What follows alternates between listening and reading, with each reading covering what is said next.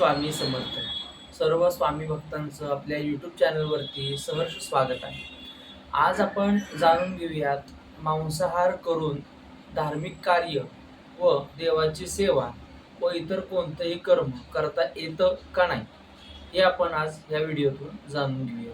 सर्वप्रथम व्हिडिओवरती आपल्या चॅनलवरती पहिल्यांदा आला असाल तर आपल्या व्हिडिओला लाईक करा, शेअर करायला विसरू नका आणि चॅनलला सबस्क्राईबही करा.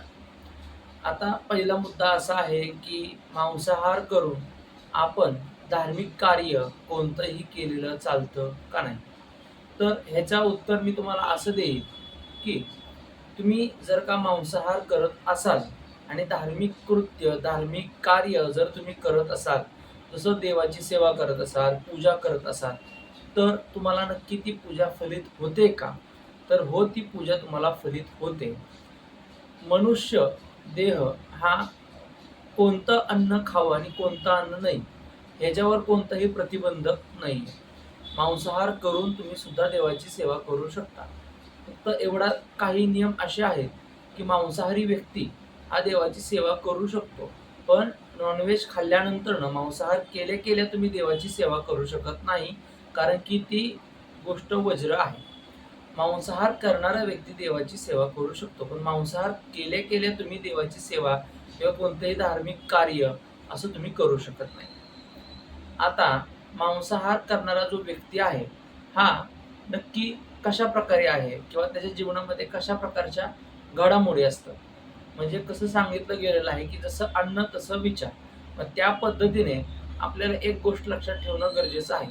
आपण आपलं नित्य कर्म करणं गरजेचं आहे. सकाळी उठल्यानंतरनं देवपूजा, देवकार्य व इतर गोष्टी ज्या तुम्ही तुमच्या लाईफमध्ये डेली करत आहात, ते जप, साधना, उपासना या सर्व गोष्टी तुम्ही निरंतर चालू ठेवू शकता. शास्त्रामध्ये व पूजेमध्ये व विधानामध्ये असं सांगितलेलं नाही की मांसाहार करणारा व्यक्ती देवाची सेवा करू शकत नाही किंवा मांसाहारी व्यक्ती देवाची सेवा, देवाची पूजा व कोणतेही धार्मिक कार्य करू शकत नाही असं सांगितलेलं नाही. तर मांसाहाराला प्रतिबंधक दिलेला आहे, कारण की तो तामसिक आहार आहे म्हणून, तामसिक वृत्तीचा आहे म्हणून. आणि वैदिक शास्त्रामध्ये सात्विक आहाराला हे प्राधान्य दिलेलं आहे. पण कलियुग पाहता आपण त्या गोष्टी करू शकतो न शकतो हे आपल्या कल्चरनुसार आहे, तर यानुसार तुम्ही ठरवू शकता. पण मांसाहार करणारा व्यक्ती हा देवाचं देव कार्य करू शकतो, त्याच्यामध्ये कोणतंही त्याला बंधन नाही. तुम्ही जर का वैदिक कर्माची जर का एखादी साधना करत असाल, एखादी मोठी उपासना करत असाल, तर त्या उपासनेमध्ये त्या साधनेच्या पिरियडमध्ये तुम्हाला मांसाहार व इतर गोष्टी करणं प्रतिबंधक आहे, तुम्हाला करता येत नाहीये. हे गोष्ट लक्षात ठेवा, त्याला बंधन आहे. कंटिन्यू निरंतर तुम्ही एखादी गोष्ट करत असाल तर त्याला बंधन आहे. जसं जप झाला, जप जर का एखाद्या देवतेचा तुम्ही निरंतर करत आहात तर मध्ये खंड पडू द्यायचा नसतो.